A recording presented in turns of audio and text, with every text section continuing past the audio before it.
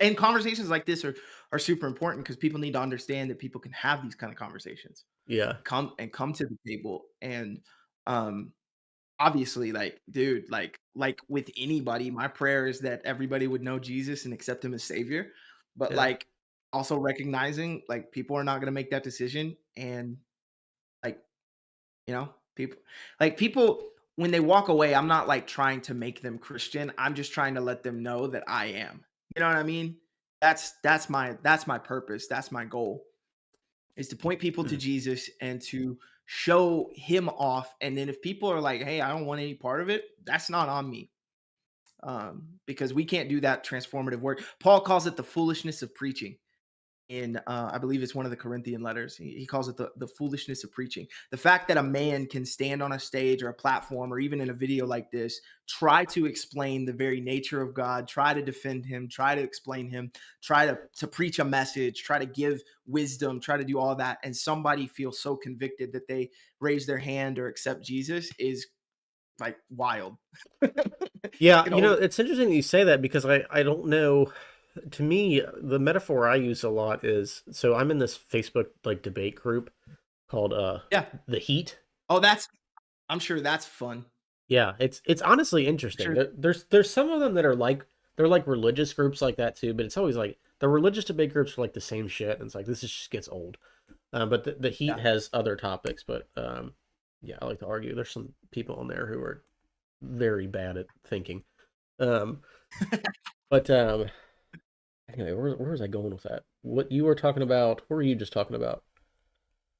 The foolishness of preaching, the fact that Oh yeah, yeah, yeah, yeah, yeah. like So my purpose is not to come in and, like, change people. yeah, yeah. So I think maybe on one of these debate groups, I was talking to somebody about how like it doesn't it makes more sense to me instinctually, maybe not in all cases.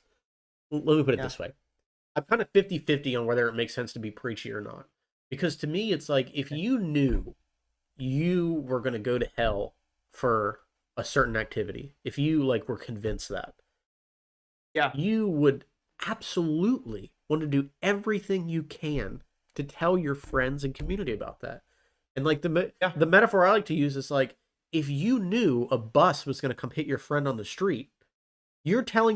you're telling me you would just tell them there's a bus coming, and then if they walk in the street, you just go like whatever. It's like, nah, dude, you're like get back here. So when people are like really preachy, there I almost have a level of respect for that because I'm like, you really believe in what you believe in. But on the other hand, I do see what Mhm. you're saying because like it becomes a calculation of like what's more likely for them to believe in this, that I'm gentle or that I'm preachy, and definitely people are going to be more Well, friendly to gentle. as opposed to gentle or preachy, I think it's just acknowledging the sovereignty of another person, right? Like, so for example, using that bus analogy, like, I'm trying to keep you from the bus, dude. There's a bus coming. But like if somebody's like, I don't believe in a bus, and you're like, all right, walk out there. You know what I mean? Like I'm not. I can't. I, it. Yes, I'm gonna do everything I can.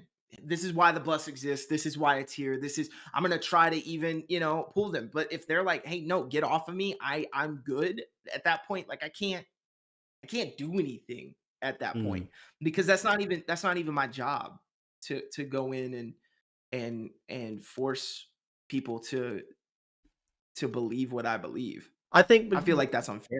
sure, I see what you're saying, but I think with the bus example, what you'd more likely to do is you would literally hold on to them until the bus was right in front of both of you, and then you had to make a decision to get out of the way. So, like the religious teaching example of that would be like, again, I'm not saying I like think this is right. I kind of understand both points of view. If someone were to come to me and say like, I'm going to preach this until I die, because right up Yeah. until I die, it's like the last day that I die, the bus is right here. You know what I Yeah. mean? So they want to be as preachy for as long as possible. You know what I mean? They Yeah. never are letting go of that person until it's the end.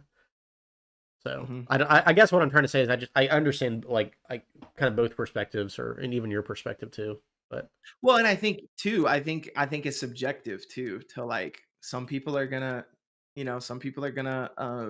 need that, and then some people are gonna be so opposed to that they're not gonna some people need the the bear hug Mhm. until the end, and then some people are like, "Dude, I've told you, leave me alone." And Jesus even talked about this, when he talks about being a prophet. Prophets never welcomed in his hometown. He gives the disciples the instructions, "Hey, go preach, teach, do all these things, work miracles, and if people don't accept it, wipe your sandals off, kick the dust off your shoes, and go to the next town." Mhm. Yeah. And, I see that as the way, but then you also see Jesus going out of his way to meet people who were on the outskirts of society, on the outskirts of the culture, and he was going out of his way to reach those people. So, Yeah. it's very individual in the sense of it's not like one practice is good over the other, and you find yourself ebbing and flowing